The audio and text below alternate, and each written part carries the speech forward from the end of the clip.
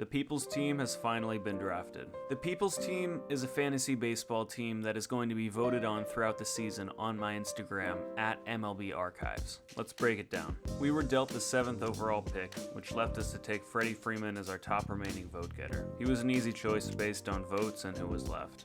Fast forward to round 2, and the seas parted for us to add Julio Rodriguez. He was our 4th most voted outfielder outside of Acuna, a mystery player to be named later, and Nolan Jones, who we'll also talk about later. Moving on to round 3, it was time to take a pitcher.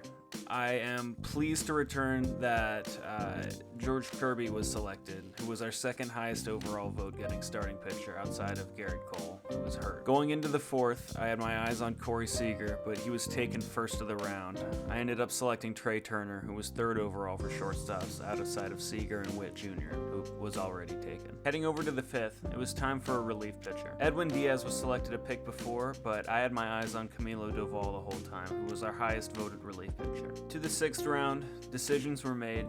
I selected Paul Goldschmidt over Mike Trout. Granted, Goldie was our 2nd overall vote getter at first base, and Trout didn't even register for outfielders. And I had completely forgotten he was still available. Still, it was sickening to see Trout go a pick after mine. This could be a huge factor down the line, we'll see. Round 7 is where I had to start making some real decisions for the We had some roles on the rotation, and not a ton of pitchers received a lot of votes. With our round 7 pick, I selected Justin Steele of the Chicago Cubs. Let's hope he goes the whole season without flaming out. We get to round 8, and I'm heavily anticipating that nobody is going to notice that Garrett Cole is sitting a few rows down on the draft board, and I got a little excited. Maybe I got a little too excited. Then Matt's magnificent team came from nowhere and took Garrett Cole for me. But what happened next was the real tragedy.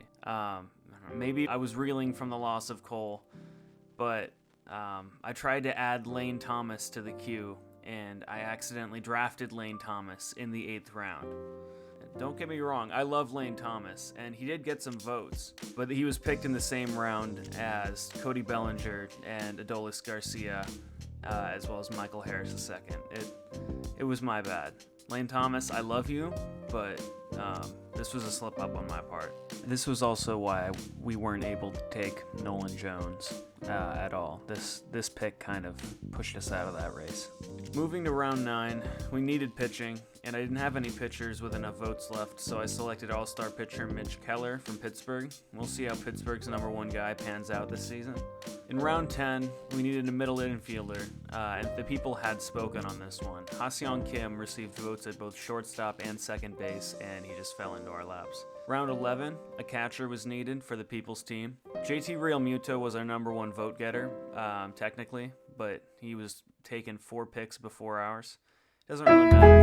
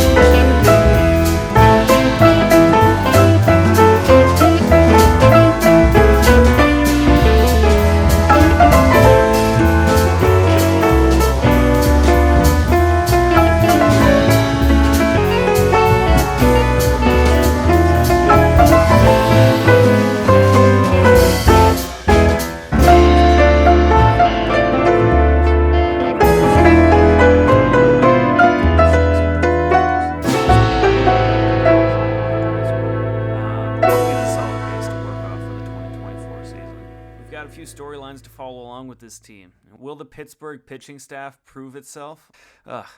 Will my Lane Thomas blunder have extreme repercussions in the future? Will Carlos Rodon regain his old abilities? You can follow along and take part this season on my Instagram at MLB Archive, where we'll be voting on how this team was run throughout the season. I hope to see you there.